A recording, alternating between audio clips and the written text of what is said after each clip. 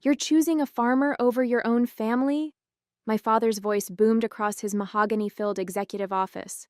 This is insanity, Sarah. You've lost your mind. He slammed his fist on the desk, making his CEO of the Year award rattle. My mother sat in her designer suit, dabbing at her eyes with a monogrammed handkerchief, while my younger sister Madison stared at me like I'd grown a second head. My name is Sarah Mitchell, and at 35, I'd finally found the courage to follow my heart, even if it meant walking away from my family's wealth and status. After 15 years of being the perfect corporate daughter, Stanford Business School, VP position at Mitchell Enterprises, the whole 9 yards, I was choosing love over luxury. And boy, did that throw my family into chaos. He's not just a farmer, Dad, I said, trying to keep my voice steady. Jack runs one of the most successful organic farms in the valley. He's educated, hardworking. He's nobody, my dad cut me off. While you were learning to run a billion-dollar company, he was probably learning to milk cows. Is that what you want? To throw away everything we've built for you to become a farmer's wife? The irony is, I met Jack Wilson at one of my dad's own charity galas. He wasn't even supposed to be there. He was filling in for another local business owner. But there he was, in a slightly outdated suit, talking passionately about sustainable agriculture and his vision for the future.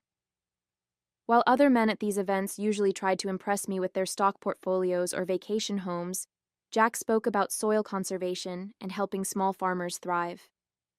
I've already made up my mind, I told them, standing up straighter. I'm moving in with Jack next week. The wedding's in 3 months, and I hope you'll be there. If you walk out that door, my father said, his voice cold, don't expect to keep your position here, or your trust fund, or anything else from this family. I looked around the office one last time, the family photos on the wall, all perfectly staged, of course, the views of downtown Seattle, the life I was supposed to want. Then I placed my company ID and credit cards on his desk. Goodbye, Dad. Mom. Madison. I turned and walked out, my heels clicking on the marble floors for the last time. Behind me, I could hear my mom's quiet sobs and Madison's whispered, "She's lost it completely." When I tell people I gave up a 7-figure salary and a corner office to live on a farm, they usually think I had some sort of mental breakdown. The reality? Living in Jack's farmhouse these past 6 months has brought me more peace than 20 years in corporate America ever did. Sure, the transition wasn't easy. Trading my Tesla for a pickup truck, my Louboutins for work boots, my penthouse for a century-old farmhouse, it was a shock to the system. The first time I had to help deliver a calf at 3 a.m., I almost called my driver out of habit before remembering this was my life now. But there was something real about it all, something my previous life had lacked. My family's reaction was exactly what you'd expect. My mom sent daily texts about good matches from her country club circle. Madison kept forwarding job listings from competing companies. My dad maintained radio silence, though his secretary called monthly to remind me what I was giving up. The trust fund, the connections, the real life they thought I deserved. What they didn't understand was that Jack wasn't some simple farmer. Yes, he worked the land, but he also had degrees in agricultural science and business management. His organic farming operation supplied high-end restaurants across 3 states. He'd turned his grandfather's struggling farm into a model of sustainable agriculture. But to my family, anyone who didn't make their money in a boardroom was beneath them. The wedding invitations went out last week. My mom returned hers with a note saying she couldn't bear to watch my downfall. Madison at least called to decline, blaming a business trip that I knew she'd scheduled specifically for that date. My dad's invitation came back unopened. I was helping Jack review some property documents when something caught my eye. The farm's boundaries extended far beyond what I'd originally thought, including a pristine piece of lakefront property. The same property my dad had been trying to acquire for his new resort development. "Oh yeah," Jack said casually. "Your father's company has been trying to buy that land for months. They've offered way above market value, but my grandfather promised to keep it agricultural. It's some of the best soil in the valley." I sat there stunned as the implications sank in. My dad's big resort project, the one he'd been bragging about at every board meeting, couldn't happen without this land. And it belonged to the man he'd dismissed as just a farmer. I didn't tell Jack about my dad's project right away. I needed time to process this bizarre twist of fate. The next morning, while collecting eggs from the chicken coop, something that still amazed my manicured hands, I got the call I'd been expecting. "Sarah, darling!" My mom's voice dripped with sudden sweetness. "We've been thinking about your situation. Perhaps we were too hasty. Why don't you and Jack come to dinner on Sunday?" I nearly dropped my basket. After 6 months of cold shoulders and disapproving messages, this sudden change of heart was suspicious. Then my dad came on the line. "Princess, your mother's right. We should get to know this young man of yours. Maybe we can find a way to make this work. After all, we're family."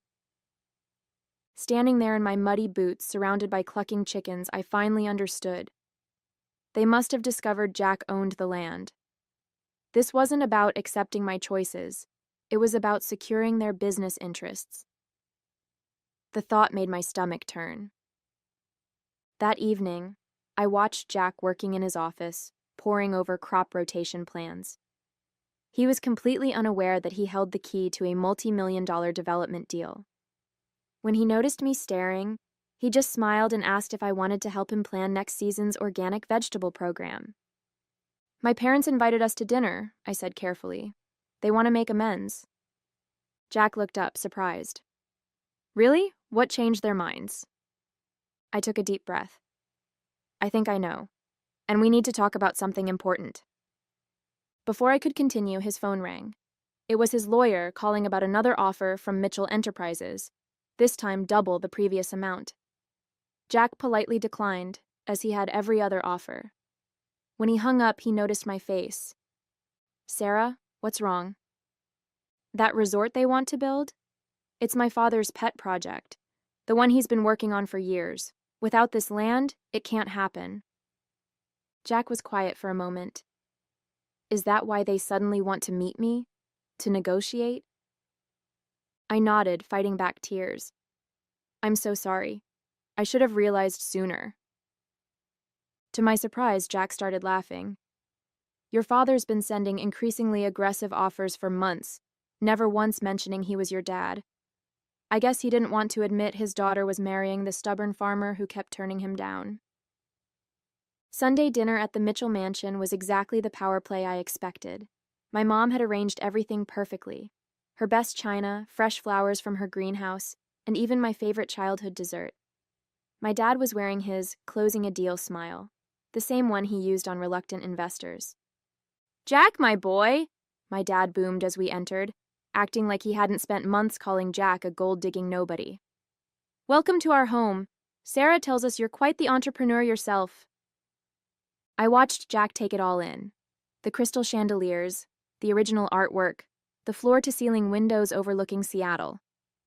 He looked surprisingly comfortable in his pressed jeans and button-down shirt, so different from the suits that usually occupied these rooms. "Nice place you have here, Mr. Mitchell," Jack said politely. "Those are some beautiful heirloom roses in your garden. Though you might want to check them for black spot. I noticed some discoloration on the leaves." My mom nearly choked on her wine. Nobody criticized her prize roses. But Jack was right. I'd noticed the same thing on our way in. He might not know about fine art or fancy wines, but he knew about growing things. Throughout dinner, my dad expertly steered the conversation toward business. "You know, Jack, your sustainable farming methods are fascinating. Have you ever considered expanding? With the right investment partner?" "Actually," Jack replied between bites of my mom's roast beef, "we are expanding. Just broke ground on a new greenhouse complex last week. Self-funded, of course." I hid my smile behind my napkin. Jack hadn't mentioned any greenhouse project to me. He was playing my dad at his own game. The tension peaked when my dad finally showed his hand. "About that lakefront parcel," he said casually, swirling his bourbon. "I have some interesting proposals that could benefit us both. Why don't we step into my study to discuss numbers?" "With all due respect, sir," Jack replied, "that land isn't for sale. At any price.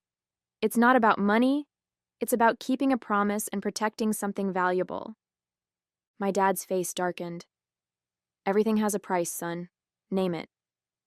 Not everything, Mr. Mitchell. Not integrity, not promises, and not your daughter's trust. The silence that followed was deafening. My dad's face turned that dangerous shade of red I remembered from childhood board meetings gone wrong. My mom's perfectly manicured fingers gripped her wine glass so hard I thought it might shatter. Now listen here, my dad growled, dropping all pretense of friendliness. You clearly don't understand how things work in the real world. That resort would bring jobs, tourism, development. Are you really going to let your stubborn pride stand in the way of progress? Progress? Jack set down his fork. You mean like paving over some of the most fertile soil in the valley? Displacing family farms that have been here for generations? That kind of progress? They'd be well compensated, my dad snapped.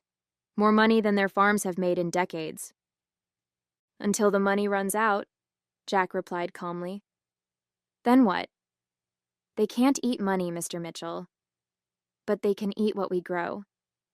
That land feeds people, real people, not just rich tourists looking for a weekend getaway. I reached for Jack's hand under the table, squeezing it gently. This was the man I'd fallen in love with, someone who understood that some things mattered more than money. Sarah, my mom interjected, her voice honey-sweet but desperate. Surely you can make him understand. Think about your future, darling, your children's future.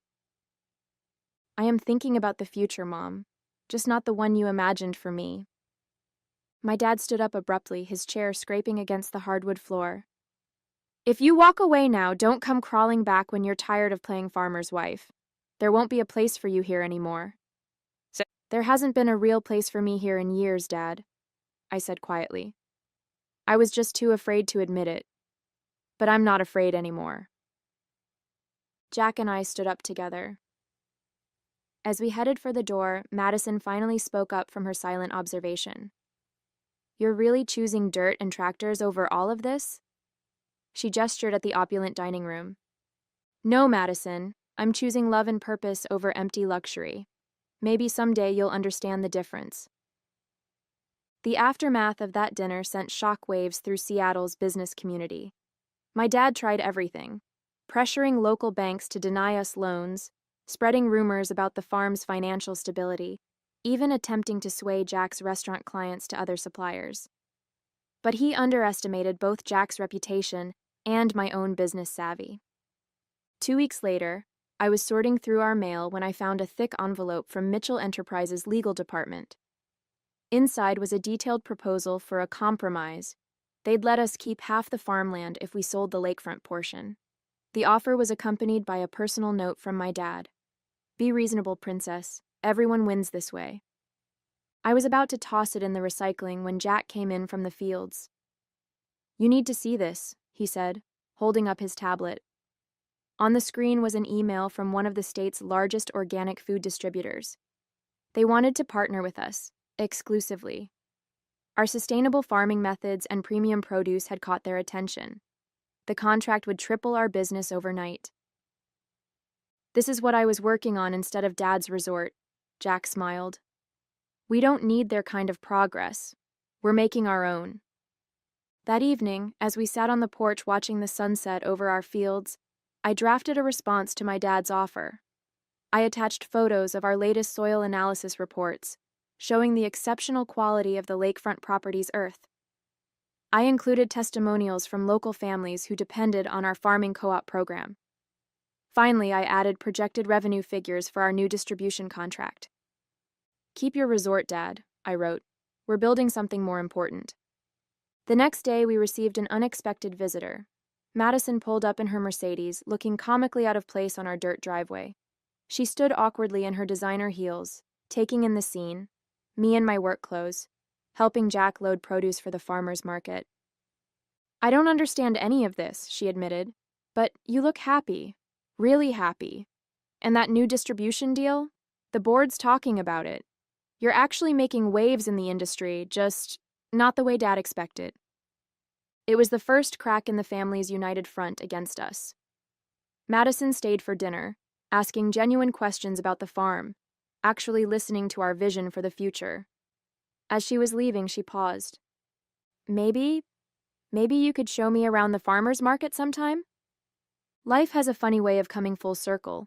A year after that explosive family dinner, I found myself back in a corporate boardroom, but this time, I was representing our farm at a sustainable agriculture conference. Our success story had caught the attention of the organic farming community, and they wanted me to share how we'd managed to turn a traditional family farm into a model of sustainable profitability. As I prepared for my presentation, I spotted a familiar face in the audience, my dad. He sat in the back row, trying to be inconspicuous in his $1,000 suit among the farmers and agricultural specialists. Our eyes met briefly, but neither of us acknowledged the other. I talked about our journey, about choosing purpose over profit, about building something meaningful. I shared how our distribution partnership had exceeded expectations, how our farming co-op program had helped 5 local families start their own organic operations, how we'd expanded our greenhouse program to supply fresh produce year-round. The questions afterward were mostly technical: soil management strategies, distribution logistics, profit margins. But one young woman asked something different. "Weren't you afraid to leave your corporate career behind?" I couldn't help glancing at my dad as I answered. The scariest decisions often lead to the most rewarding outcomes. Sometimes you have to trust that choosing what's right matters more than choosing what's easy. After the conference, Madison met me for coffee. She'd been visiting the farm regularly, even helping at our weekend farmers market stall. The designer clothes were gone, replaced by casual wear, and she looked more relaxed than I'd ever seen her. Dad's resort project fell through, she told me, stirring her latte. The investors backed out when they realized the lakefront property wasn't available. But here's the interesting part. My mom's been asking questions about our farming operation. I caught her reading books about organic gardening. I laughed at the image of our mother with her perfect manicure digging in the dirt, but then Madison turned serious. "She misses you, Sarah. Dad too, though he'd never admit it. The house feels empty now. All that success, all that money. It doesn't mean much when your family's broken." "I never wanted to break the family," I said quietly. "I just couldn't keep pretending to be someone I'm not." "I know that now," Madison replied. "And I think they're starting to understand too. Dad even defended your business model at a board meeting last week, called it innovative and forward-thinking." 2 months after the conference, we got a surprising piece of mail, an environmental impact study commissioned by Mitchell Enterprises. It detailed the potential ecological damage their resort project would have caused to the valley's water table and soil quality. At the bottom was a handwritten note from my dad. "You were right about the land. Maybe we need to talk." That weekend, my parents' car pulled up our driveway for the first time. My mom was wearing jeans. I'd never seen her in denim in my life. My dad looked older, more subdued. They stood awkwardly on our porch, taking in the windmill, the solar panels, the fields stretching out to the horizon. "Your mother wants to see your greenhouse," my dad said gruffly, "if that's all right." Jack gave them the full tour, explaining our hydroponic systems and vertical farming techniques. My mom actually seemed interested, asking questions about the herbs she'd been trying to grow in her windowsill garden. My dad remained quiet, but I caught him nodding appreciatively at our computer-controlled irrigation system. Over dinner, featuring everything from our own farm, my dad finally spoke up. "The board is interested in establishing a sustainable agriculture division," he said, pushing food around his plate. "They think there's a growing market for it. We could use some expert consultation." I nearly dropped my fork.